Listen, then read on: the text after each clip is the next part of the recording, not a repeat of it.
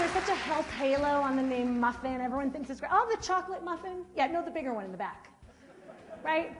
It's cake for breakfast. If you need a couple hands to get your meal going, it's probably too big. Doesn't matter that this is twice the volume of the human stomach. I'm going to see Eat, Pray, Love tonight, and you better look out, because I am like, I'm gonna eat some and drink some. So we lose track of portions. It doesn't matter that I could lose a child in this or a small dog. This is 5 pounds of fat, medically accurate volume-wise. TSA loves this, by the way. When I travel with it in my suitcase, it always goes back to the break room. Fred, come check this out. You've got like 4 of these. 5 pounds is a lot. If you lost this in a month, like that'd be pretty cool. Right? To lose that in a month, not too bad. So slow down.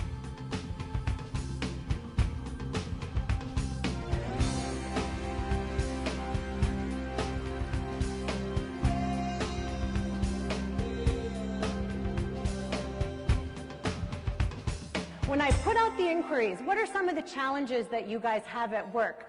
I got so many funny responses. But my favorite is you have this uncanny, more probably than any other group I've worked with, the number of times that the words IV drip and caffeine were used in the same sentence was frankly a little bit startling, but we'll get to that. You know, I like to say the American diet is the SUV of eating styles, and I'm out to change the American diet from a Hummer to a hybrid, one delicious bite at a time. I'm going to give my kids dessert, and I'm going to give my friend Connie, who came over, some dessert, but I'm not going to have any dessert.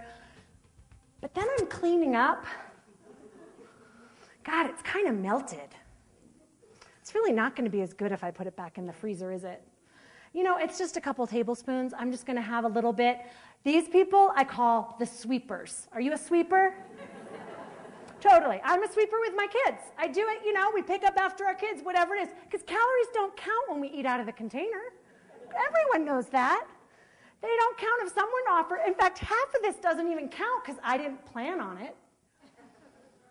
Okay, so we're just going to add that. And you can see every day is a holiday if you live in America. Does any of this ring a bell with anybody? Raise your hand if this is remotely how your day. Now we're getting the hands. Now we're getting the hands.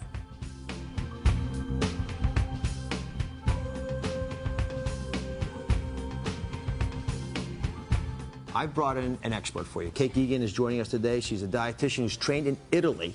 Oh, okay. So she knows a lot about Italian cuisine. Okay. Let's come over and meet Kate. Okay. Is this your family recipe? Yes. So we ran the numbers on this, and this came in at 1,660 calories per slice. So what I did was I took... That's really good. It's good. Awesome. That's good. First, I'm going to give you some of my secrets so that you truly know what you should and shouldn't be eating.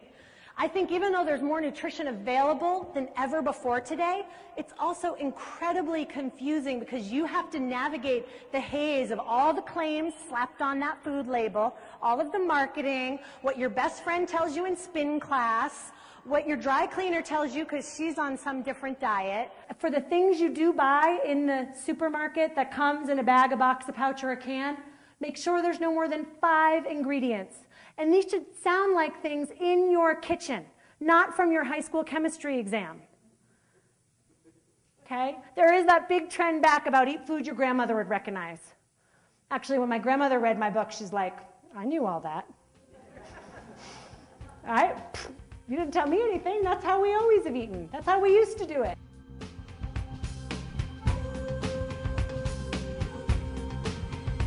You should have 3 colors on your plate at every meal and 2 colors on your plate at snacks.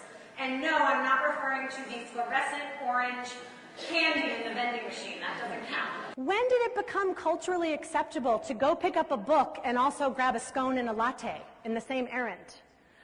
All of these barriers have come down where we're now eating all the time, and it's this very powerful lifestyle. So powerful that you can be made of stone. This is David, the archetype of male perfection. And if you come here and you start eating like an American because of our food system, it is not long at all before you start looking like an American. Brian Wansink, Cornell University, great book, Mindless Eating.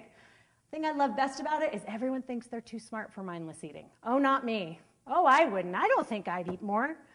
He's shown that we eat more from larger containers, even if he fills this with 1 week-old stale popcorn that tastes like styrofoam peanuts.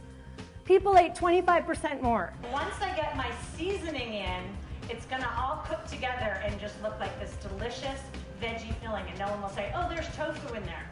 And I know that because I have done this at my husband's Super Bowl party, and not one of the carnivores came over and complained.